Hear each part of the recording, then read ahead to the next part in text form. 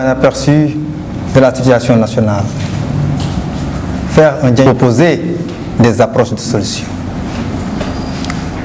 Aujourd'hui, le Sénégal, mon pays, j'ai mal,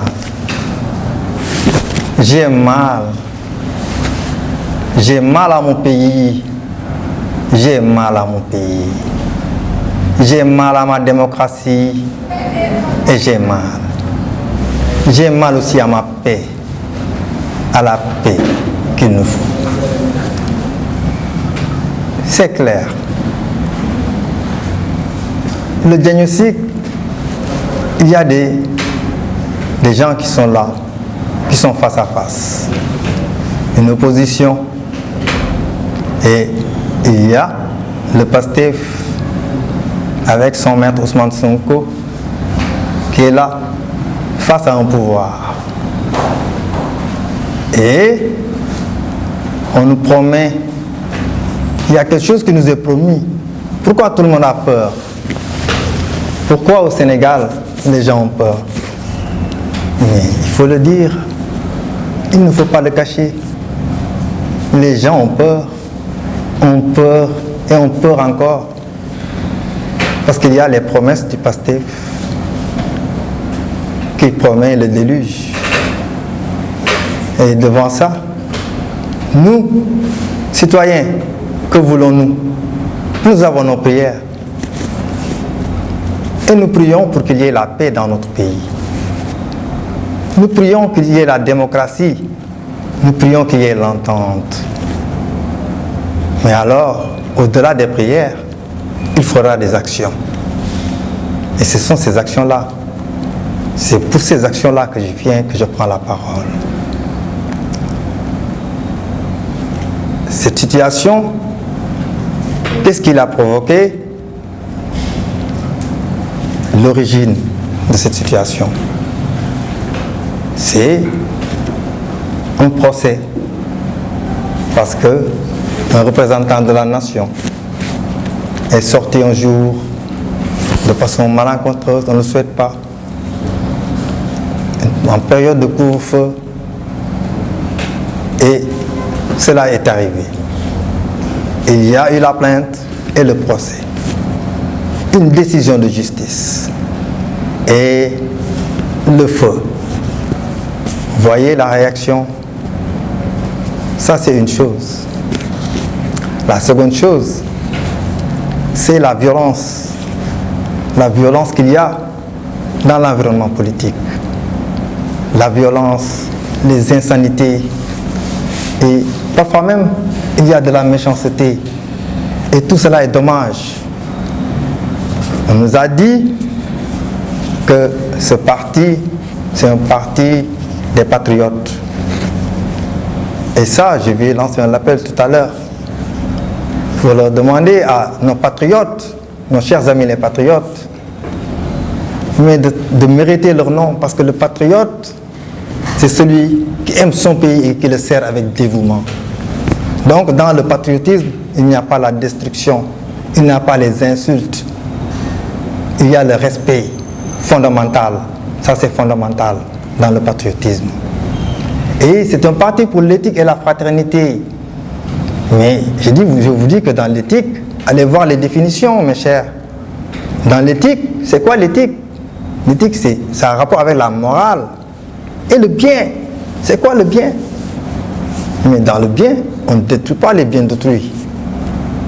La fraternité, c'est quoi la fraternité?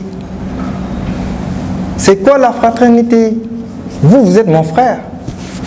En tant que frère, que dois-je faire pour vous? Est-ce que je dois détruire vos biens? Non. Cela veut dire que dans leur projet, tous les citoyens sont des frères. Et ils projettent de se comporter comme des frères avec tous les citoyens de ce pays. Alors c'est pourquoi nous demandons, là, c'est un appel à arrêter, en tout cas, calmer ces élans de violence, ces relents de violence qu'il y a dans le discours. Parce que ce n'est pas constructif pour la paix, ce discours. Et il y a eu une décision de justice.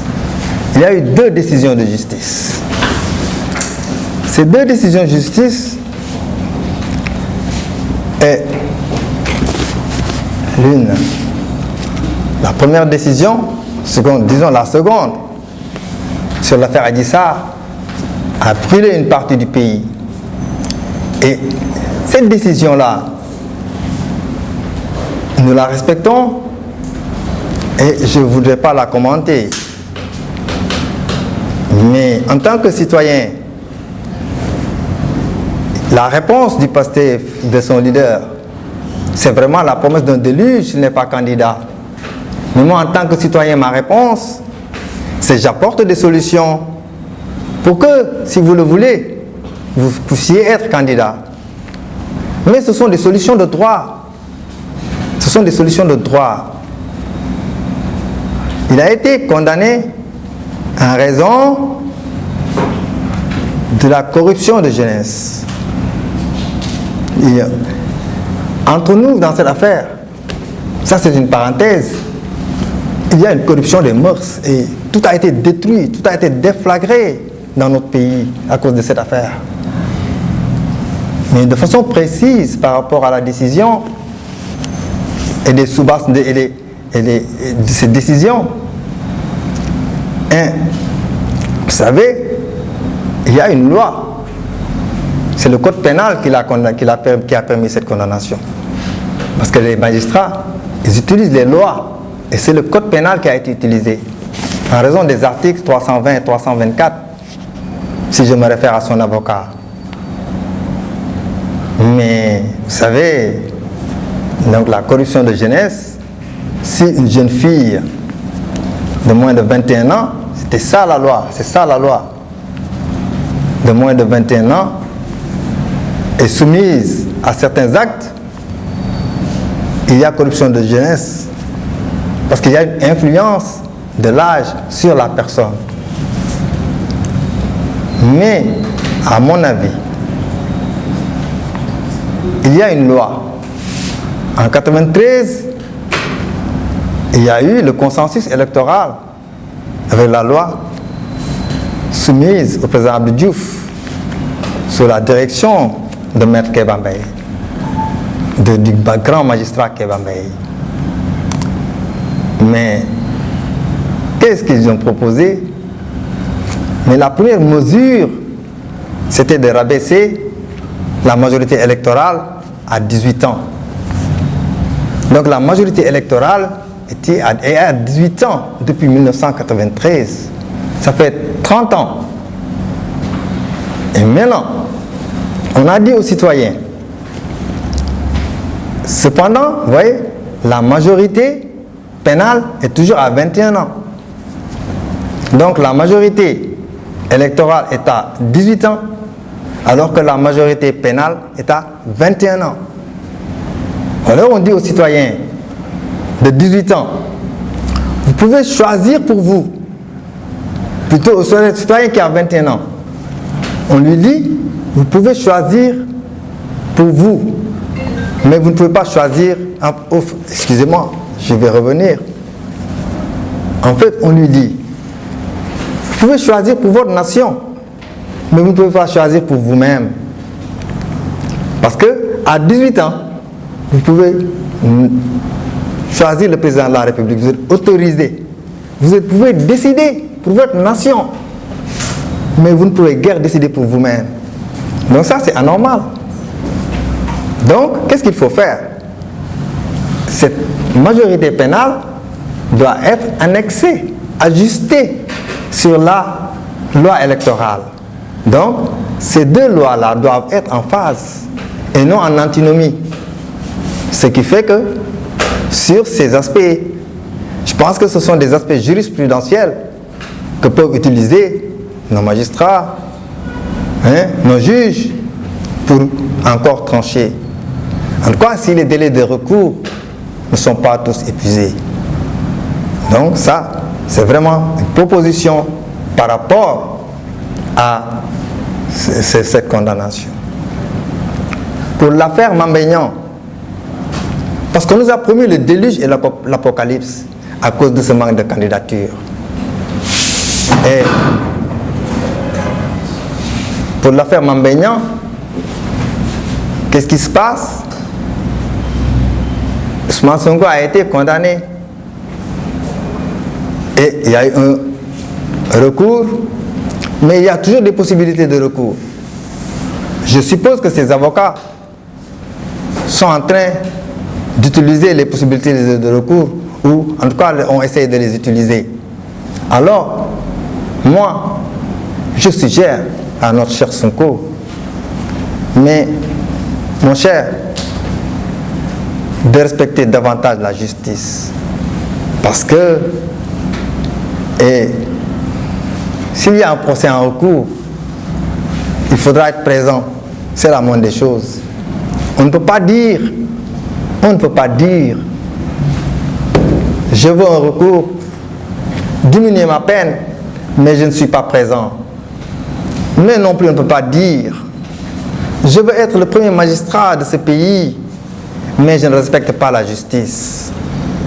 Entre nous, c'est aux antipodes. Ah non, à mon avis, vous voulez être président de la République, mais il faut respecter la justice. Il faut aller au procès. Parce que ce qui s'est passé, mais c'est lui qui a parlé et qui n'a pas pu prouver. Vraiment, nous demandons à nos amis du PASTEF d'être fidèles à leur nom PASTEF. Parce que PASTEF en Wolof signifie quoi? Il y a la volonté, le dévouement à la patrie. Le dévouement à la patrie. C'est ce dévouement-là, au travail surtout, mais aussi à la patrie, à nos frères. Et c'est cela peut-être qu'ils ont voulu sortir dans le nom de leur parti en disant PASTEF. Voilà. Mais là, j'ai même vu une faute. Hein. Ça, c'est le Wolof. Parce que le Wolof, il dit PASTEF. PASTEF, quand on l'écrit en Wolof, c'est 2 E. Alors que dans leur parti, c'est PASTEF, c'est pas PASTEF. Donc c'est peut-être là le problème. Il y a un petit vice qui fait que peut-être ça ne peut pas marcher. Voilà. li ma bëggoon wax pour jël ay cadeau pour wax ci sama réew ci li fi xew réew mi nag li fi xew bari na li ñu mën a wax bari na waaye li ñëpp tiit moo ma yëkkati li ñëpp tiit mooy jàmm ndax dina am jàmm ju sax te ñëpp xam nañ ne ñàkk jàmm lépp mi ngi lalu ci mbiru Sonko nag ah gars yi nag li di njaag te loolu mooy njaag nañu waxante dëgg il faut pas chercher de midi à 14 heures mu ñun seet ba ëllëg problème bi loolu la problème bi yëpp Ousmane Sonko la ak réew mi wala ak nguur gi wala ak réew mi et mbir mi mooy benn procès bi mooy candidature parce que nee na su amul candidature day rajaxe dëkk bi te ñun bëgguñu ñuy rajaxe dëkk bi ñun nag dañoo bëgg Sénégal bëgguñu ñu yàq dëkk bi fonk nañ démocratie ponkel ba nga xamante ne lépp loo xamante ne dañ koy def loo xamante ne yoonu ci yoon lay jaar rek fa nañ ko mën a def pour defar sauver Sénégal il faut sauver la patrie le Sénégal loolu moo ñu yëkkati ñu gis lenn ne bi ñu ko condamné dañu ne corruption de jeunesse ñëpp daw mais corruption de jeunesse si suñu ay loi la ne magistrats yi loi yi lañu utiliser pour condamner ko loolu bu mu réer kenn ce sont les lois que les magistrats ont utilisées waaye man dama ci am genn gis-gis mooy ne 1993 dañu defar fi benn code électoral bu ñu tuddee code électoral consensuel boo xam ne Kéba Mbaye moo ko jiite code électoral boobu ñu jox ko Abdou Diouf li ñu ci njëkk a wax kàddu bu njëkkoon am solo bi si gënoon am bi si njëkk a tudd mooy on rabaisse la majorité électorale mooy ñiy voté fukki at ak juróom-ñett la ñuy commencé boo amee fukki at ak juróom-ñett mën ngaa voté léegi nag mbir dafa feeñ foofu parce que dañu ne parce que dafa am loi électorale mooy yoon wàllu élection bi lépp yoon la ak loi pénale mooy yoon pour dogal pour dóor pour faj et ñu ne nit ki ci wàllu loi électorale yow mii kat mën ngaa décider pour sa réew boo amee fukki at ak juróom-ñett waaye nag pour nga décider pour sa bopp il faut nga am fukki at ak ñaar fukki at ak benn mu mel ni décider pour sa bopp amatul solo léegi nag foofu may wax ne ñaari loi yooyu dañ leen war a méngale ajuster ko yooyu ay fàtte la rek ñaari loi yooyu dañ leen war a méngale wane ne nit ki nag su mënee décider pour réewam war naa mën a décider pour boppam nag parce que yow soo matul bay xool sa bopp doo mën a décider pour réew loolu nag mooy mbir mi te loolu jàpp naa ne suñu borom xam-xam yi nga xamante ne ñoo ŋànk yoon bu ñu amee bët ay gis-gis ci mbir moomu mën na dimbali ba Ousmane Sonko ñu sauver candidature am ci benn wàll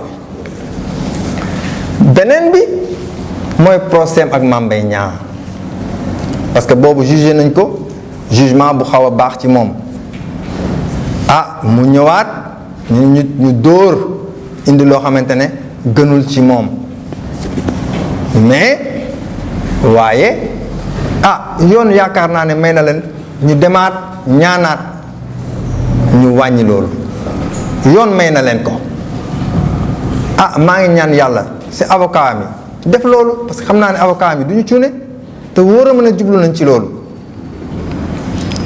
loolu nag dañuy ñaan Ousmane mii dañ koy ñaan loolu su amee na teew nag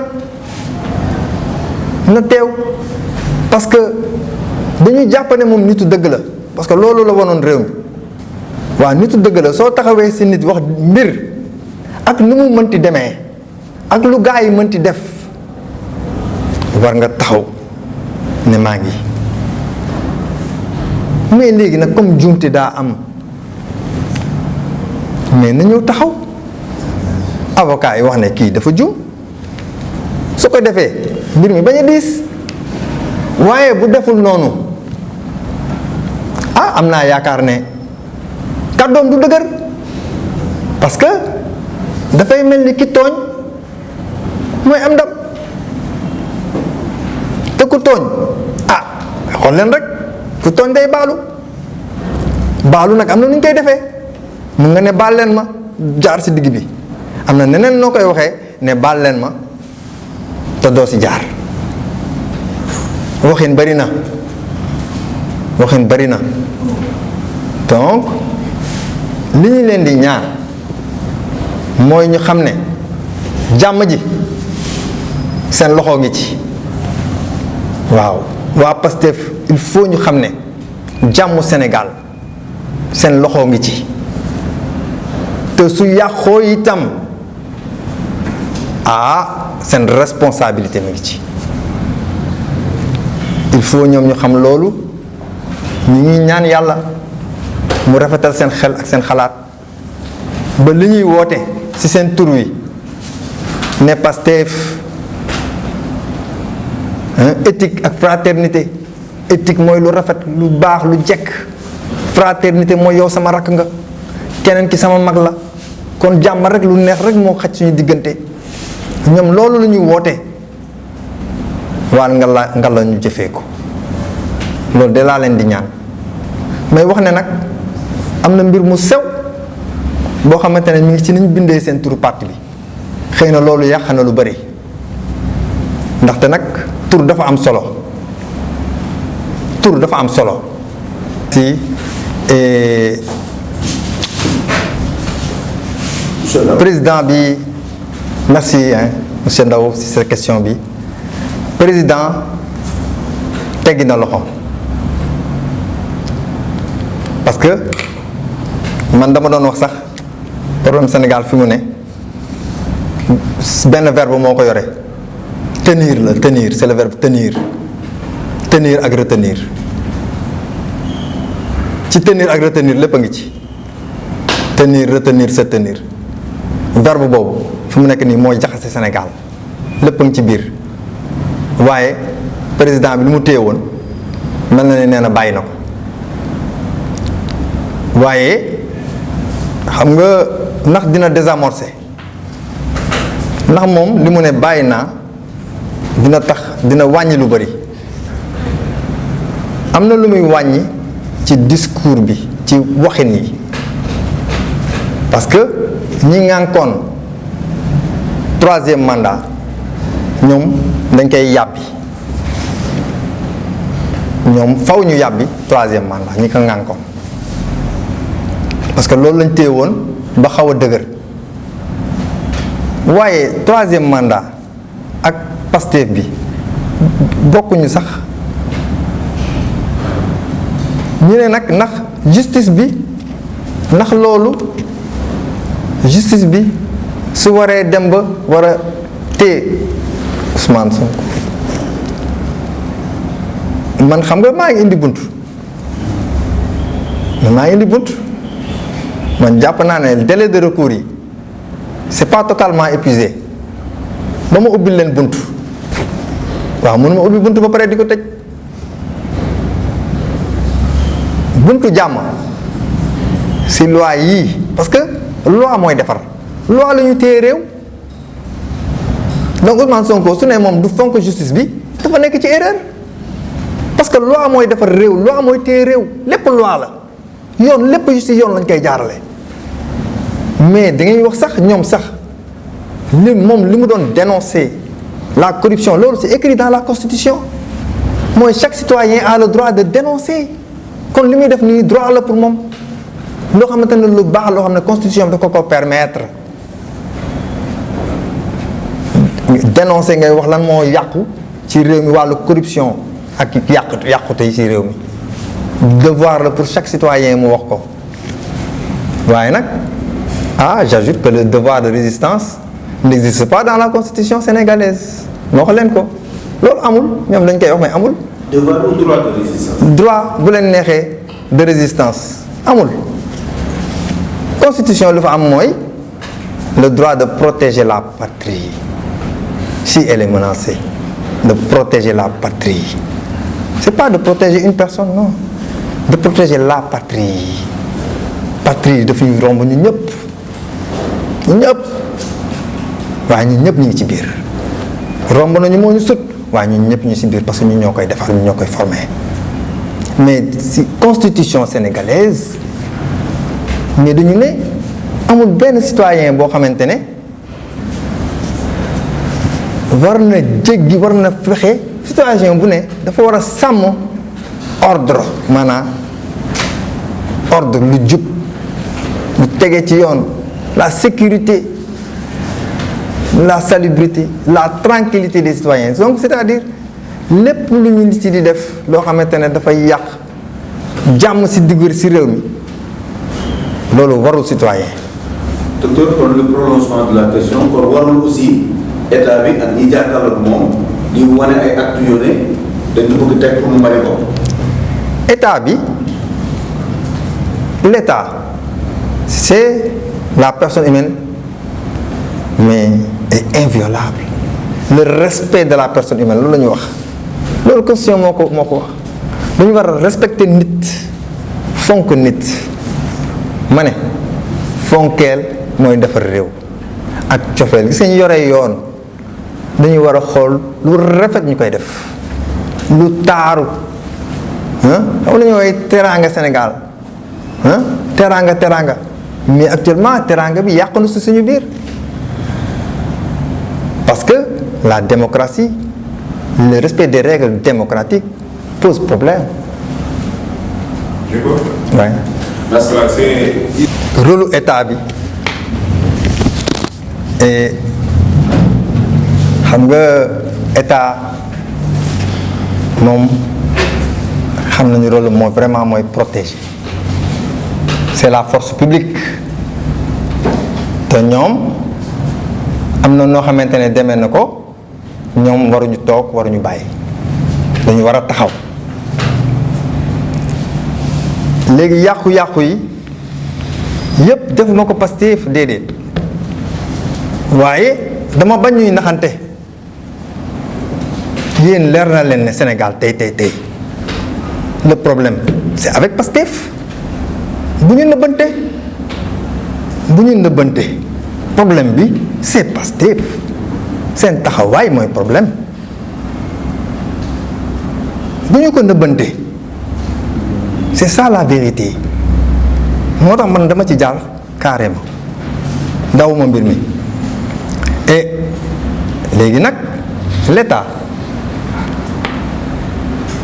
rôle état bi par wàllu sécurité mais le rôle de l'État c'est de faire face maintenant on va dire il y a des abus parce que gis nga ne les marches si c'est permis il y a pas de casse suñu ko teree day am lu yàqu loolu rek wane na ne donc la gestion c'est aussi de la souplesse hein gestion c'est aussi de la souplesse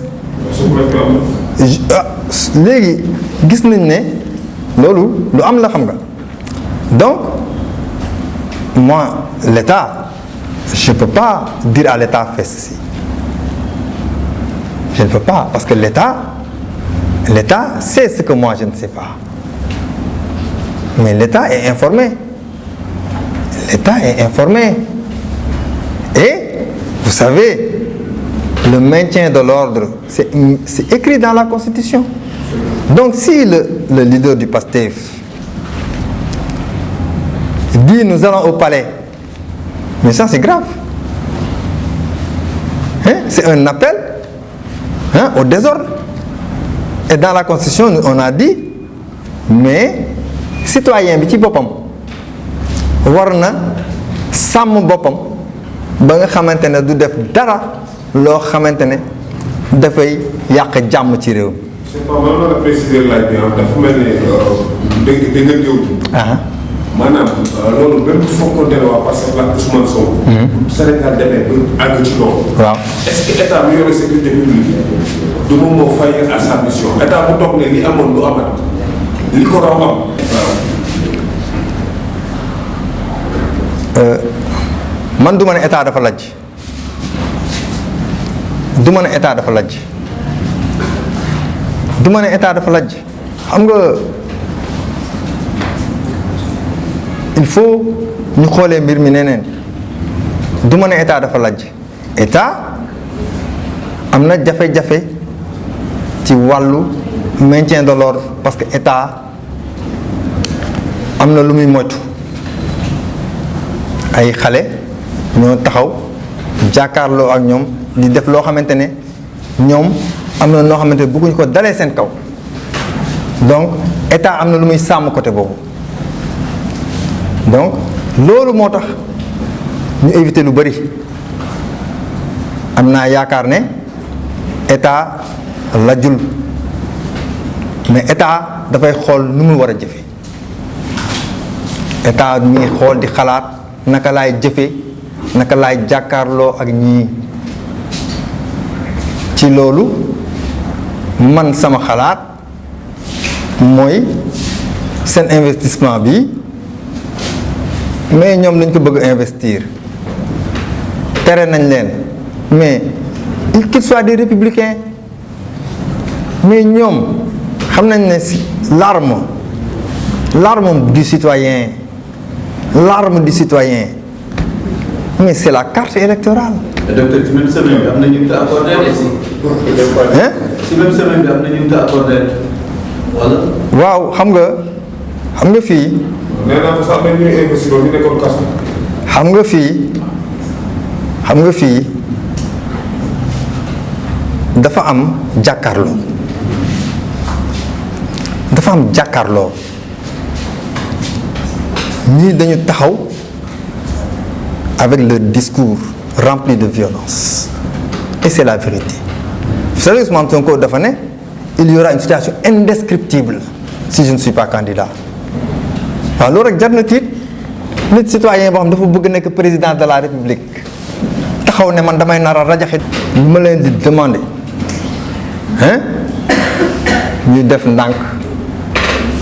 ñu def ndànk utiliser les voies de recours qu'il faut. Liquidation d'adversaires politiques et xam nga mbir mi xam nga Ousmane Sonko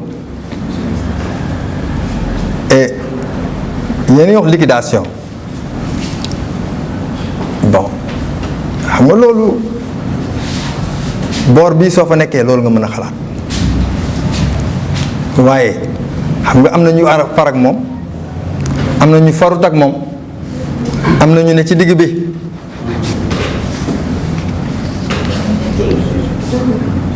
dégg nga li ma wax mais ñi ci digg bi mën nañ ko bañ a gisee noonu parce que li xew ay procès la te procès yi bi muy am moo wax la ne c'est un représentant de la nation kilifa réew mi moo jóg bés bi nga xamante ne dañu ne ñëpp a toog ci ñaari fànn Covid-19 nee na restez chez vous couvre-feu ne restez chez vous te moom dem na foo xam ne dafa war a tëj kon xam nga ne problème am na ñu condamné ko nu bu la neexee nga ne liquidation adversaire politique mais loolu ça n'a rien à voir avec la réhabilitation de Karim Wade et de Khalifa. ku baal Khalifa Sall baal Karim Wade est-ce que mën naa baal Ousmane Sonko. waaw loolu dialogue moo koy def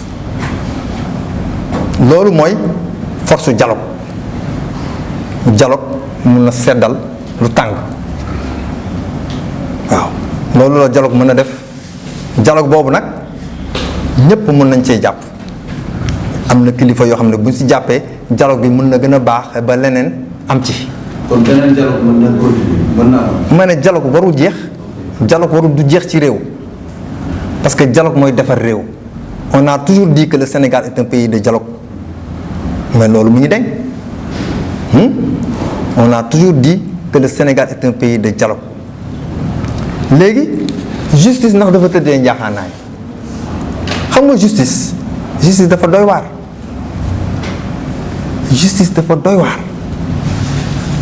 mais justice liñ lay wax mooy la loi est dure mais c'est la loi parce que justice dafa am nu ñu leen di yëkkatee justice dafa am lu leen di yëkkati mooy ay plainte et cetera dafa am lu leen di yëkkati donc su fekkee ne nga tëddee njaaxaanaay bii day am situation boo xamante ne da ngay bëgg mu def dara autosaisir ci situation yoo xamante ne loolu du yoon warul autosaisir parce que ñoom mën lañ la expliquer lu tax du ñu autosaisir ci yenn situation yi te yow doo ko comprendre lépp parce que yow jàngoo droit mën a yow maîtriser wuñ totalement le droit mais quand fekkente ne situation bi dafay concerner la sécurité publique mais foofu la justice peut s'autosaisir mais dama la bëgg wax ne justice dafa xaw a compliqué ba nga xamante ne njaaxaanaay bi ngay wax il faut nga teelu ci parce que nag ñu bëri parce que ki taxaw ne magistrat yi dañ leen di dañuy fees Ousmane Sonko li nga wax nit ki li mu wax ci lu ëpp mais est-ce que ñi nga xamante ne gis nañ ne ils sont agressés mais lu tax porté ñu plainte xam nga ñi dañu ne kële autosaisir mais ce qui est plus facile pour aider le procureur mais dañu war a def plainte mettre ko en mais kii li mu wax dafa ëpp def une plainte yóbbu léegi su plainte boobu aboutirul sax nga mën a wax dara mais c'est ça qu'il fallait faire une plainte opportunité de poursuite mais c'est parmi les opportunités bunt la beneen bunt ndaxte jàmm mais lu ñu ñaan donc lépp loo xamante ne dafa war a tax jàmm jooju am war nañ koo xool léegi nag am na ñoo xamante ne am nañ ay xel yu rafet ak ay xalaat yu jekk yu taaru yoo xamante ne mën nañ ko àggale te ñi nga xamante ne ñoom ñooy def ñooñu bu ñu ci jotee ñeneen dégg ko mën a ruus ci seen nopp seen xel xaw ko nangu seen xol téye ko mbégte dina am parce que changement day am mën nañ ko jëfe jàmm am parce que nag démocratie mook jàmm ñooy ànd réew mi ñépp su dee effort bi dafa war a am côté yépp la war a doon ñi nga xamante ne ñooy wax lu ëpp ñu def ndànk teelu xool nu ñuy jëfe xoolaat seen stratégie c'est pas la stratégie de la violence n'est pas la bonne stratégie parce que dafay kii rek su ko defee ñaan yàlla rek ñaan yàlla jàmm ji am law sax de poursuite bi laa wax xalaat bu rafet la boo xamante ne ñi ko war a dégg suñu ko déggee moom laa la wax ne seen xol bu ko nangoo seen xel toggaat ko yàlla mën nañu dimbali mbir feeñ foofu mooy comme solution yi ma joxe rek su fekkente ne les délais de recours ne sont pas épuisés yooyu yëpp ay approche la yoo xamante ne mën nañ ko utiliser parce que jàmm jar na ko. merci grâce dañ ko boole woo ko si ay mbir bu fekkee da ngay épuisé comme ci turé aussi. turé ay pexe si jàmm mooy te pexe yooyu moom génnewuñu ko dàquñu ko plutôt pexe mais pexe yi mujj la mooy pexe yi mujj bu pexe jeexee pexe dina des. docteur yàlla